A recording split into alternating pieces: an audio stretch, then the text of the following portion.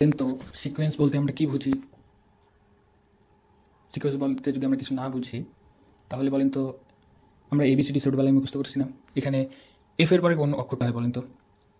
নিশ্চয়ই বলবেন জি, H, I ইত্যাদি হয়। তো আমরা এটার জন্য আমরা কি কোনো গুগল সার্চ করছি? নিশ্চয়ই না। কিন্তু এটা আমাদের আগে থেকে মুখস্থ ছিল। কারণ হচ্ছে যে আমরা এবিসিডি, ইএফ, জিএস এই জিনিসটা আমাদের ছোটোবেলায় শেখানো হয়েছে। এই কারণে আমরা সিকোয়েন্সটা জানি। তো এই ধরনের সিকোয়েন্স জানার জন্য আমরা এক ধরনের এআই মডেল ব্যবহার করি, যে কোনটার পর কোনটা আসবে এটা জানার জন্য এক ধরনের এআই ব্যবহার করি, মডেল ব্যবহার করি। এটা হচ্ছে রিকারেন্ট নিউরাল নেটওয়ার্ক। তো রিকারেন্ট নিউরাল নেটওয়ার্ক হচ্ছে যে ন্যাচারাল ল্যাঙ্গুয়েজ অথবা যে সকল ডাটার জন্য সিকোয়েন্সটা খুবই ইম্পর্টেন্ট, সেই ক্ষেত্রে আমরা রিকারেন্ট নিউরাল নেটওয়ার্ককে ইউজ করি। আমরা এর আগে হয়তো নিউরাল নেটওয়ার্ক ইউজ করছি। তো নিউরাল নেটওয়ার্কের একটা ভার্সন হচ্ছে রিকারেন্ট নিউরাল নেটওয়ার্ক। আরএনএন দিয়ে আমরা ন্যাচারাল ল্যাঙ্গুয়েজকে প্রসেস করতে পারি। ন্যাচারাল ল্যাঙ্গুয়েজ হচ্ছে যে language translation, text generation, text এরকম আরও অনেক কিছু। মানে হচ্ছে যে ন্যাচারাল ল্যাঙ্গুয়েজ প্রসেসিংয়ের যত কাজ সব ক্ষেত্রে এই আরএনএটা জড়িত।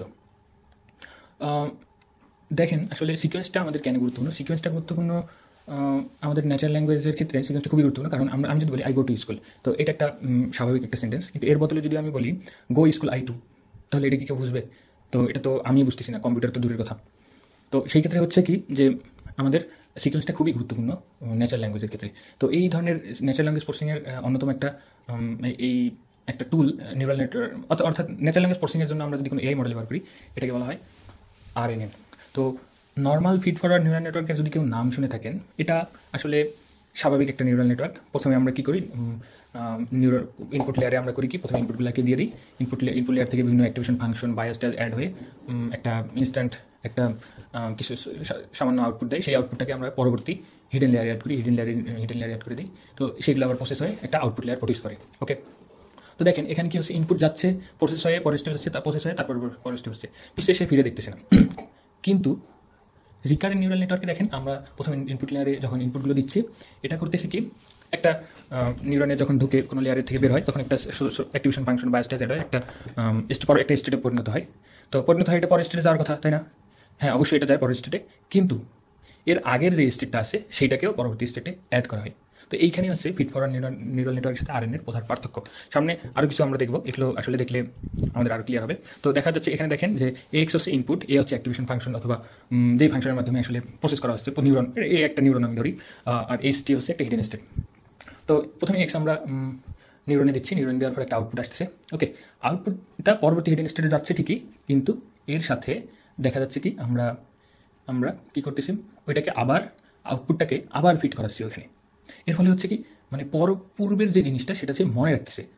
এটা আরও অনেক বেশি ক্লিয়ার হবে যদি আমরা এই চিত্রটা দেখি। এখানে দেখেন যে এখানে সর্বপ্রথম যে পিকচারটা বর্ণনা করি, এটা এখানে হচ্ছে এইচ দিয়ে H0, H1, H2 এগুলো হচ্ছে হিডেন স্টেট, আর X1, X2, X3 এগুলো হচ্ছে ইনপুট স্টেট, আর Y1, Y2 এগুলো হচ্ছে আউটপুট স্টেট। তো আমরা ইনপুট যখন দিই হিডেন স্টেটে তখন একটা আউটপুট প্রডিউস করে। ওকে, তো দেখেন প্রতিবার ইনপুট দেওয়া হচ্ছে, একটা আউটপুট প্রডিউস করতেছে। X1কে আমরা H1 হিডেন স্টেটে ফিট করাচ্ছি, এটা একটা Y1 আউটপুট প্রডিউস করতেছে। এরপর X2কে দিচ্ছি, সেটা Y2 আউটপুট প্রডিউস করতেছে।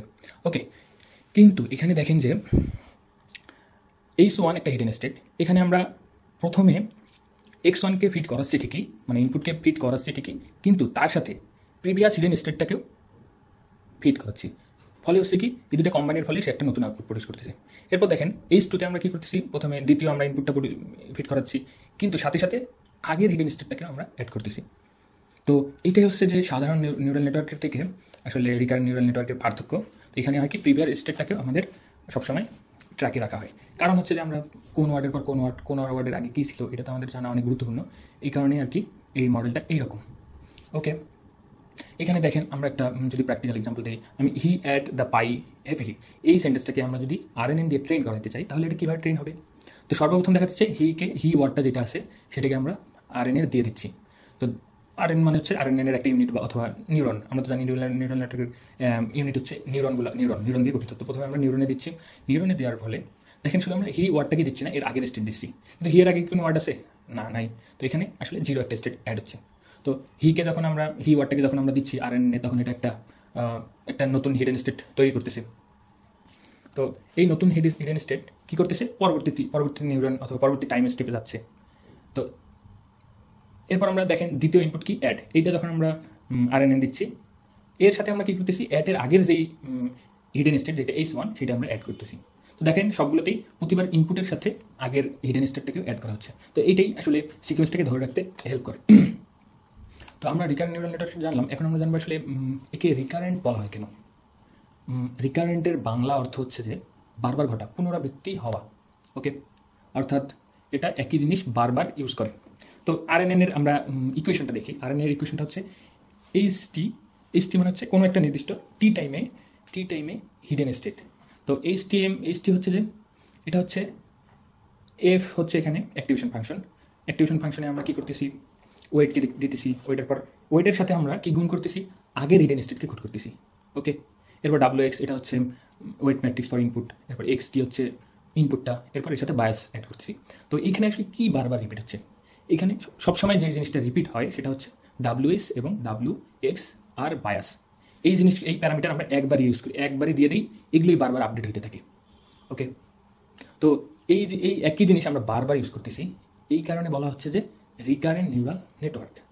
ওকে, তো আমরা কেউ যদি বলে কোনো ইন্টারভিউতে বলে যে আমরা RNNকে রিকারেন্ট কেন বলি, এর কারণ হচ্ছে যে আমরা একই ওয়েট ম্যাট্রিক্স এবং বায়াস বারবার করতেছি। ওকে, তো এটাই ছিল। নেক্সট ভিডিওতে আমরা কোডিং করব।